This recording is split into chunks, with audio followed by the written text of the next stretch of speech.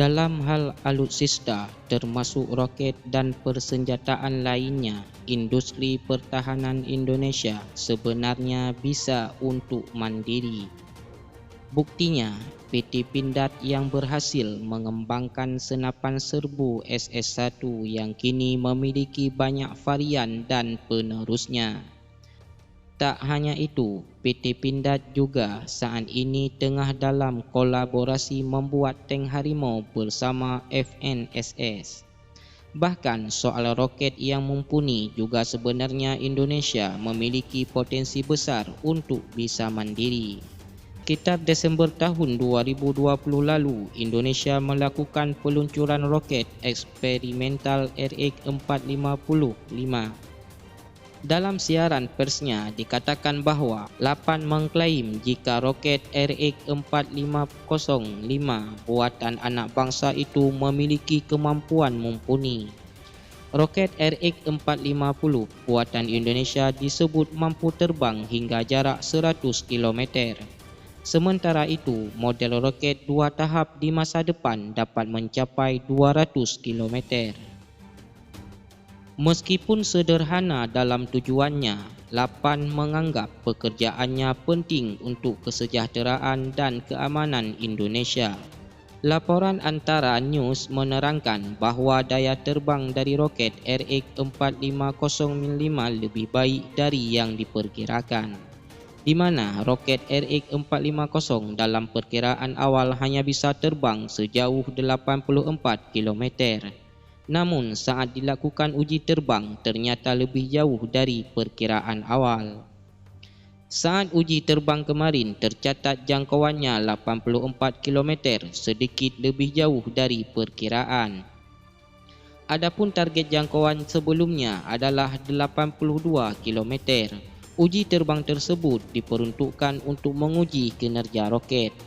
Hal ini termasuk pula dengan stabilitas jangkauan, karakteristik pergerakan roket dan uji sistem secara keseluruhan.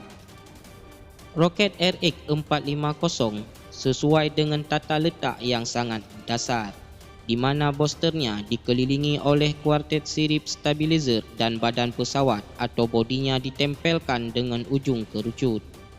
Jika Lapan benar-benar mengejar program roketnya, upaya tersebut membutuhkan kerja puluhan tahun. Tak hanya itu, banyak mitra pula yang dapat berkolaborasi dan membimbing rekan-rekan mereka di Indonesia.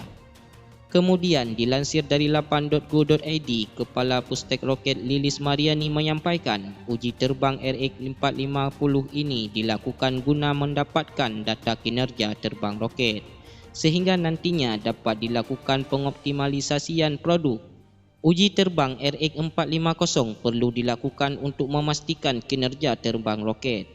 Terlebih, RX-450 merupakan baseline pengembangan program PRN roket 2 tingkat. Data kinerja terbang yang didapatkan antara lain karakteristik pergerakan roket, jarak jangkau serta data telemetri dari muatan roket mulai dari detik pertama peluncuran hingga roket kembali jatuh ke bumi. Dalam rilis yang disampaikan Humas Lapan, roket RX-450 adalah salah satu keluaran kegiatan penelitian, pengembangan dan perekayasaan di pos tes roket. Roket RX-450 ini merupakan roket eksperimen sonda dengan diameter 450 mm.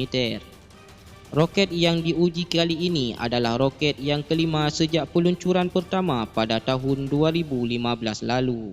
RX-450 merupakan baseline dari roket jangkauan 100 km lebih yang akan menjadi awal pengembangan roket 2 tingkat. Sedangkan roket 2 tingkat LAPAN sendiri ditargetkan dapat mengudara pada tahun 2025 dengan misi penelitian atmosfer pada ketinggian 200 km. Penelitian dan pengembangan teknologi roket yang dilakukan Pustek Roket LAPAN sejalan dengan visi Indonesia, yakni keantariksaan Indonesia yang mandiri, maju dan berkelanjutan.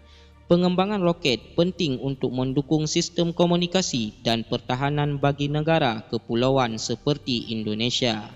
Indonesia memerlukan kemajuan teknologi roket yang merupakan teknologi terdepan untuk menjaga keamanan negara kesatuan Republik Indonesia dan untuk kesejahteraan dan kemajuan masyarakat Indonesia.